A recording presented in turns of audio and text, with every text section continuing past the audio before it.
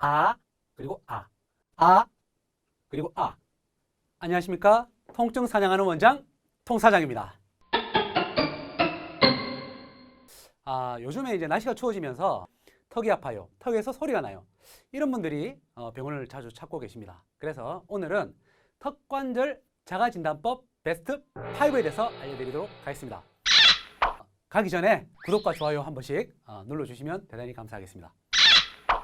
자, 첫 번째 방식은 하관에 손을 대고 턱관절의 움직임을 체크하는 방법입니다. 한의학에서 말하는 하관이라는 혈자리는 이 광골과 그리고 귀 사이에 있는 뼈 바로 아래쪽에 있는 혈자리인데, 입을 벌릴 때 이 아래턱이 빠져나오면서 이 하관이라는 혈자리를 메우게 돼요. 이 하관이라는 혈자리에 손을 대고 턱을 벌려보면 좌우 턱의 움직임의 비대칭이 있는지 없는지를 바로 실시간으로 확인할 수 있는 아주 좋은 방법입니다. 자, 그래서 손을 이 검지와 중지를 이렇게 가볍게 귀 앞쪽 그리고 광골 뒤쪽에서 약간 아래쪽에 이렇게 손을 대시고 입을 한번 벌려보세요. 아 해보실까요? 자, 아 그리고 아. 이 턱관절의 아래쪽 관절 돌기가 밖으로 빠져나온 걸 느낄 수가 있어요. 왼쪽은 잘 움직여요. 이렇게 잘 움직이다 못해서 툭툭 튀어나오는 느낌이 있고, 오른쪽은 잘 움직이지도 않고 뭔가 고정되어 있는 느낌, 그리고 잘 빠지지 않는 느낌이 있다. 그러면 오른쪽 턱관절이 좀 잠겼구나. 오른쪽 아래 턱관절이 좀 위쪽으로 치고 올라가서 이 공간이 좁아져 있구나. 이렇게 생각을 하시면 됩니다. 오히려 잘 움직이는 왼쪽 턱관절, 이쪽이 아프더라도 문제가 오른쪽에 있을 가능성이 많다. 이렇게 보시면 됩니다. 자, 그리고 두 번째는 새끼손가락을 귀에 넣고 턱관절의 움직임을 다시 확인하는 방식입니다. 이 방식은 첫 번째 방식과는 다르게 좀 더 안쪽에서 턱의 움직임을 실시간으로 확인하는 방식이에요. 자, 새끼손가락을 양쪽 귀에 한번 넣어 보실까요? 자, 이렇게 넣어 보시고 입을 벌려 보시는 거예요. 이렇게 아 그리고 아. 자, 입을 벌리고 닫을 때 새끼손가락 어느 곳에도 턱관절이 와서 치는 일이 없어요. 자, 그러면 이런 분들은 나는 턱관절에 크게 문제가 없구나 이렇게 생각하셔도 됩니다. 그런데 한쪽 턱관절이 손가락을 툭툭 친다든지 아니면 양쪽 다 강하게 와서 툭툭 친다, 이런 반응들이 나타나시면 나는 턱관절에 문제가 있구나 이렇게 감을 잡으시면 돼요. 세 번째입니다. 가장 흔히 알려진 턱관절 진단 방법 중에 하나입니다. 손가락 3개를 이용해서 세로로 세운 다음에 입에다가 넣어보는 방법입니다. 이 맥도날드 빅맥을 이렇게 맛있게 먹어야 되는데 턱에 문제가 있는 분들은 빅맥을 못 먹어요. 입이 다 벌어지지 않아서.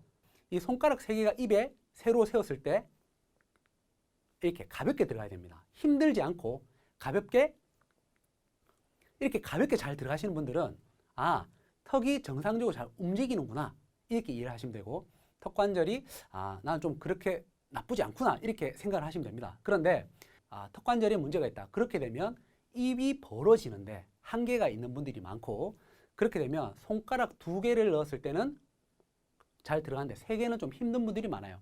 좀 더 심하신 분들은 손가락 2개까지도 힘든 분들이 많이 있습니다. 네 번째는 턱관절 주변에 있는 저작근들의 어떤 긴장을 확인해 보는 방법입니다. 저작근은 음식을 저작하는 근육, 즉 음식을 씹는 근육을 저작근이라고 합니다. 이 저작근은 두개골 옆쪽에 있는 측두근과 그리고 턱관절 아래쪽에 붙어 있는 교근을 합쳐서 보통 저작근이라고 불러요. 내가 한쪽으로 많이 씹었다, 또는 이를 한쪽으로 많이 갈았다, 그래서 턱관절이 안 좋다, 이런 분들은 반드시 한쪽 저작근들이 발달되어 있는 것을 볼 수가 있습니다. 이것은 본인이 손으로 확인이 가능해요. 충분히. 교근을 마사지를 한번 해보세요. 이렇게 마사지를 해보면 왼쪽은 교근이 얇고 부드러운 데 반해서 오른쪽 교근은 두껍고 만졌을 때 가볍게 만져도 통증이 있다. 그러면 턱관절을 좌우 비대칭으로 많이 쓰신 분들이에요. 그리고 측두근을 이렇게 양쪽을 마사지를 해보거나 이렇게 만져봅니다. 이렇게 만졌을 때 한쪽이 유달리 두껍거나 통증을 느낀다. 이러면 이 저작근을 비대칭적으로 많이 쓰신 분들이에요. 이런 분들이 턱관절이 안 좋을 가능성이 굉장히 많습니다. 자, 그리고 다섯 번째, 턱관절의 좌우 높이가 차이가 있는지, 턱관절의 악력이 비슷하게 느껴지는지를 체크하는 방법입니다. 보통은 서랍자를 이용해서 턱에다가 이렇게 물린 다음에 양쪽을 빼보는 작업을 하는 거예요. 이렇게 했을 때 만약에 턱관절에 문제가 없는 분들은 양쪽의 악력이 비슷하게 느껴지기 때문에 서랍자가 빠지지 않습니다. 자, 그런데 턱관절에 문제가 있다. 그래서 한쪽은 잘 물리는데 한쪽은 잘 물리지 않는다. 이런 분들은 물리지 않는 쪽에 서랍자가 쉽게 빠집니다.